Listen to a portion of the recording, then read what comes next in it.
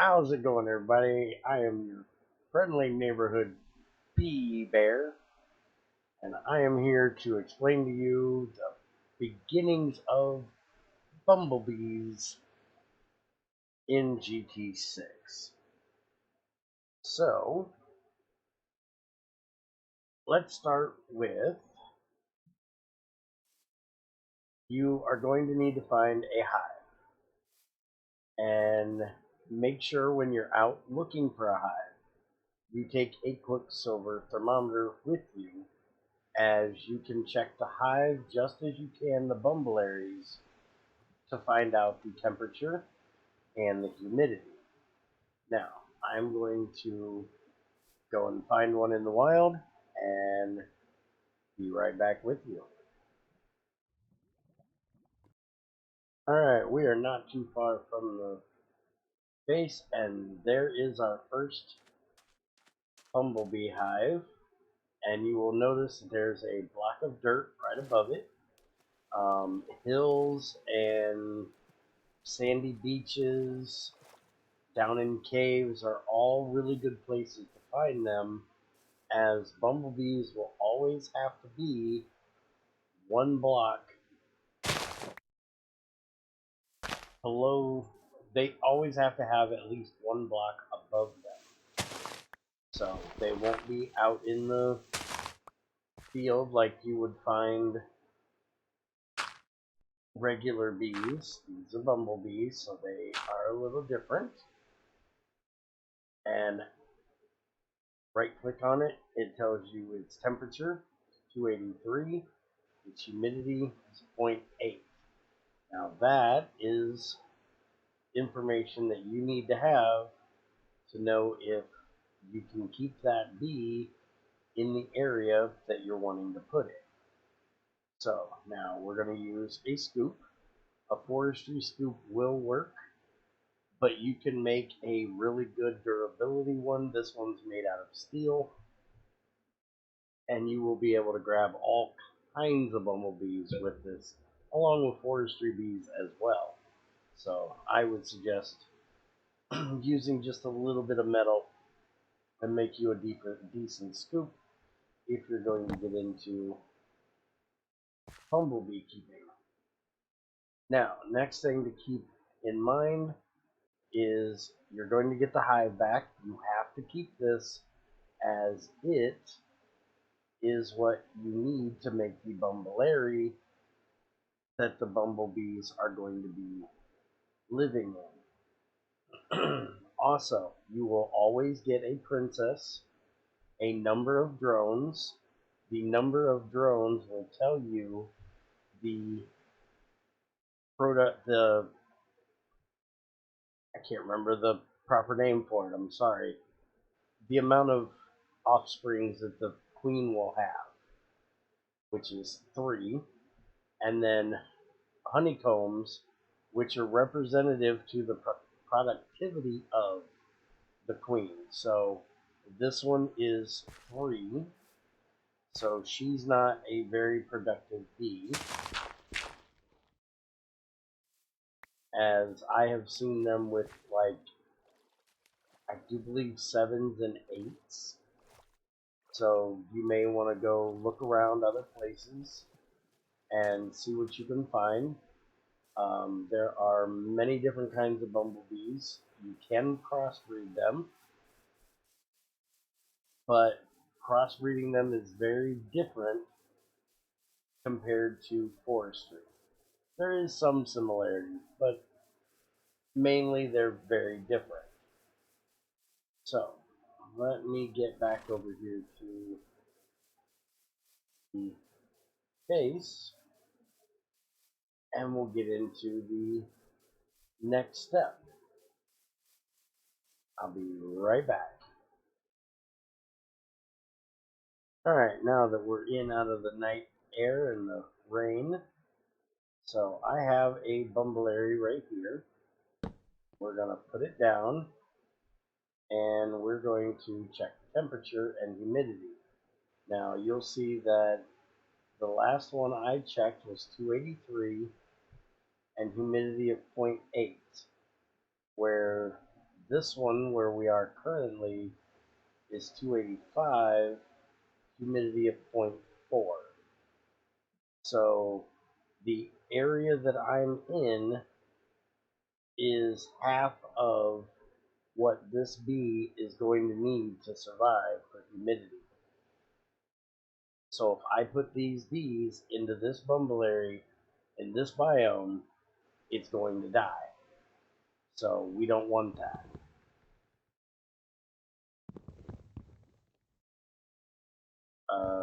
Yeah, there we go. Took me a minute to remember there. So, and you can't tell by the type of bee it is. As you can see, these are wild bees. And if we come look at the bees I have in here, they are common bumblebees, but you can tell by the look of them that they are the same family of bee. You have wild, captive, common, cultivated. That is your wild strain of bees. You also have, like down here, I have rock bees, and you will see that these are grayish in color. These are rocking, and I do believe I may have, I must have lost it.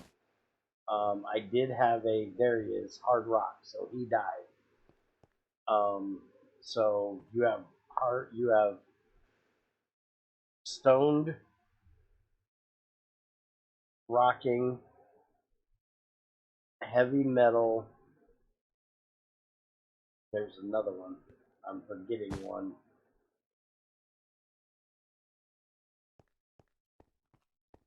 But anyways, that's that breed of bee. And for right now, you can still look them up in here. Apparently, this is going to change very soon, but you can look in NEI and you'll see all of these that are together are your wild strain. Then you have your water strain, which are these bluer ones. You have your magic bees. You have your nether bees. You have your end bees. You have your stone bees. These are the ones you're going to find in caves, by the way. You have your jungle strain, and then you have your frozen strain. And then there's, wait a minute.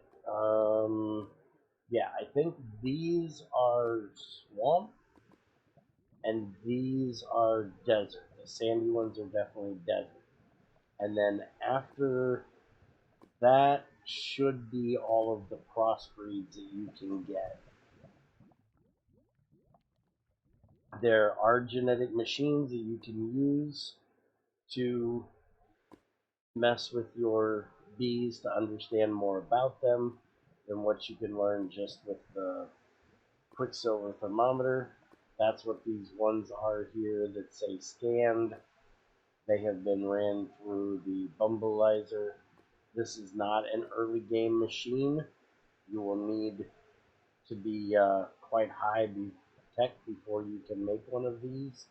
Even the LV version, which is what this one is, needs a crystal processor. But as you can see here, I've been reading these for quite a while, and I don't have that kind of technology available. Now, a few things about the Bumbleberry. There are two versions of it. There is the plain version, and then there is an advanced version.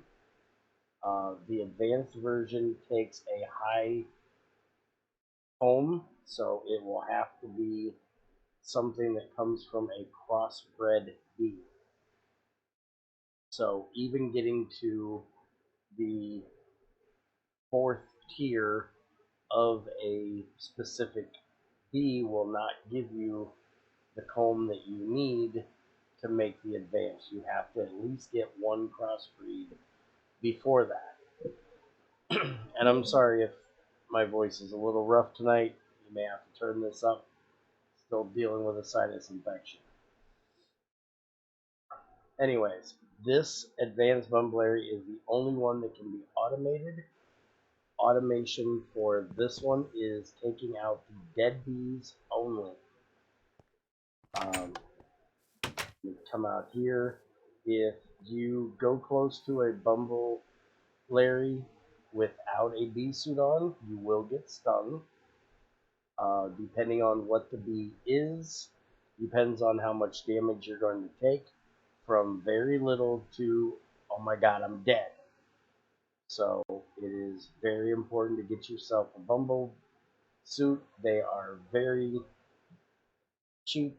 You just need to get some thin rubber, and you can make all of the parts from that. Something that can be done very early on. I will tell you, with the wild bees, you're kind of okay. You're not really going to die from them.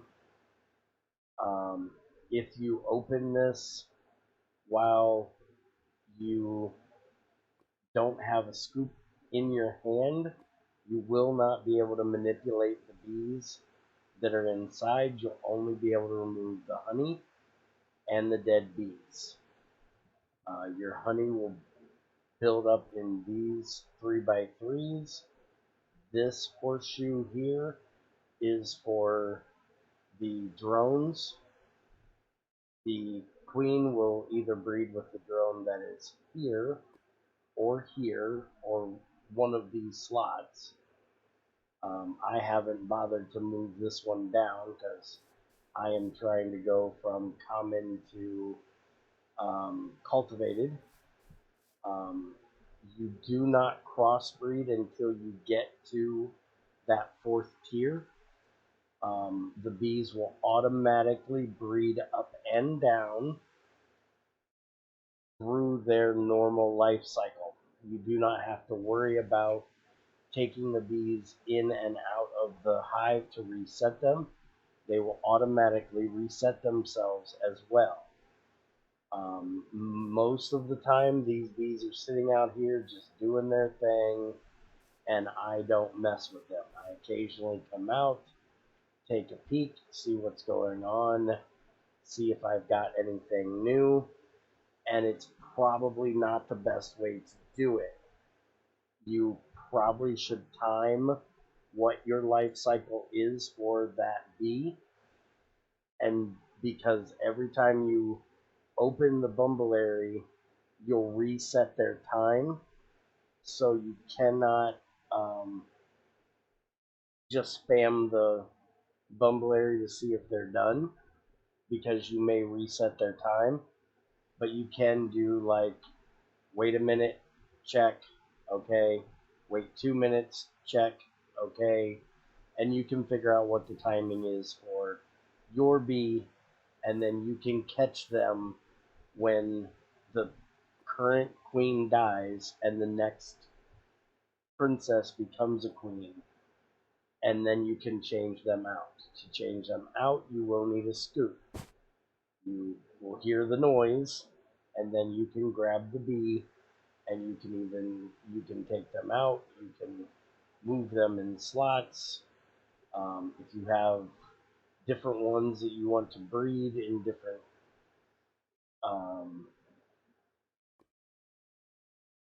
like if I had 4 different bees that I wanted to try, I'd put one here, and then I'd put the next one I wanted to try there, and then, the next 2 slots. I don't know if that works. Don't guarantee that. Just saying it's something you might be able to do. But if you really want to get these up, you really need to focus on catching them when they change and manipulating them as you see fit. Now, as for what the bee does flower-wise, you'll see here that there's a nice 3 radius around each one of these of one kind of flower, and that is how they pollinate. So they are absolutely great for if you want to get a certain dye from a certain flower. You put one of that flower by that bumbleberry, and that is the only flower that you're going to get from that bumbleberry. You can put two, and it'll be a mixture of those two. I'm sure you could do 3, 4, whatever. But it's a really nice way, even if you're not caring too much about the bees themselves and you just need a lot of dye for something. It's a really nice way of just getting a lot of flowers, especially if you play with that one mod out there that doesn't let bone meal work on grass to get flowers. This is a great way to counteract having to run around everywhere looking for flowers. You can just let the bees do the work for you. I will tell you that they do not work on the 2 tall flowers. They do work on Greg's flowers as far as I remember.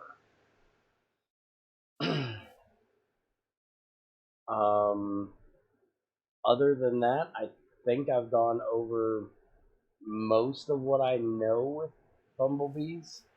There are a few people out there that I know that know a little bit more about them than I do. One of them I'm hoping to get to talk to because they have done crossbreeding and maybe can give you guys a little more insight in that. This is the first time I've really gotten into trying to crossbreed. And like I said, I'm very passive with them. I let them do their thing, and if they live, they live. If they die, they die. If they breed up, they breed up. If they don't, they don't. So I am absolutely not the best person to give advice on how to breed them, or at least not to follow. I can tell you how you probably should do it, but it's more of a you're going to do it, I'm not, because I've got more important things to do in my factory than sit here and stare at bees for, you know, what kind of thing it's going to change into. Um, but hopefully the person that knows will watch this. I'm going to give them a link, obviously, and they can hopefully leave a little information in the comments below, so check down there to see if anybody gives you any more advice about them.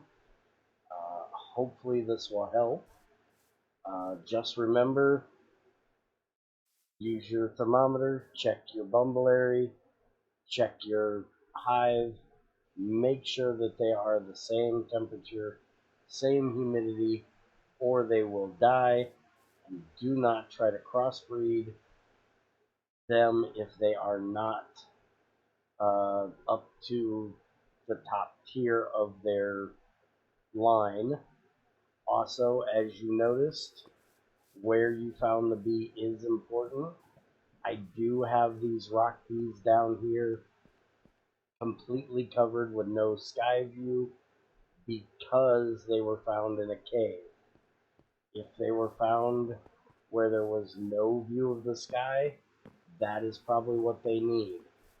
If they were found like we found that one on the side of a cliff, which is where you will find most of them, with one side visible to the sky, then they're going to need to see the sky. Also, as for drops, you have your main honeycomb, which will give you honey and beeswax. If you have forestry, your beeswax will literally just be forestry beeswax. Same for the honey itself. I have this wonderful jar of honey right here, which works as milk and will take off any debuffs that you have on you. I may actually be able to show that here if I have. Nope, it doesn't look like I have one.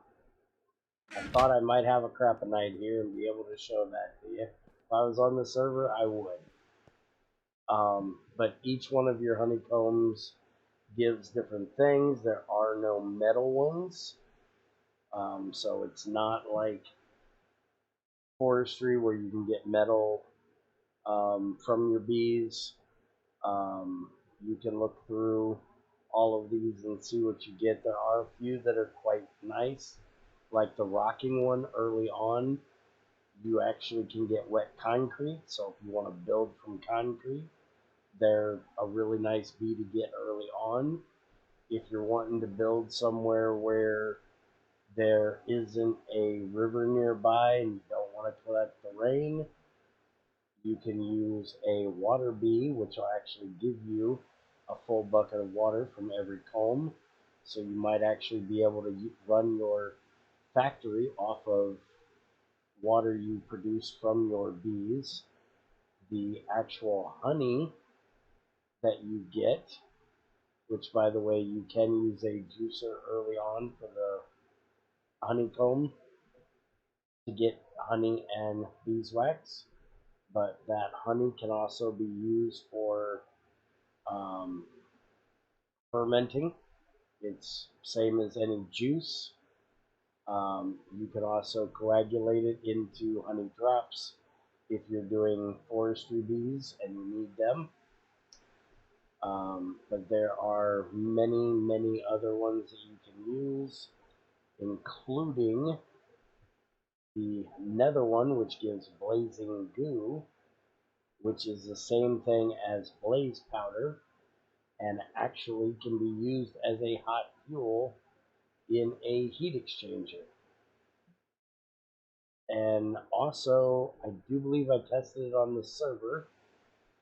Somebody can tell me if I'm misremembering this, but I do believe you can even pour this as blaze rods. Now, I have not messed with nether bees. I know XAR has, and he says they are quite nasty, so be careful with that. I do believe the N bees are really bad and can actually kill you.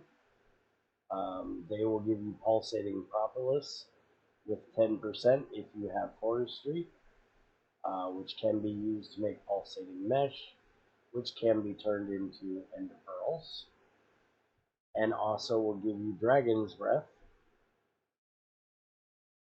which will allow you to make lingering potions, and you can also get end stone from them, which you can use to make your universal flower pot if you'd like, amongst other things.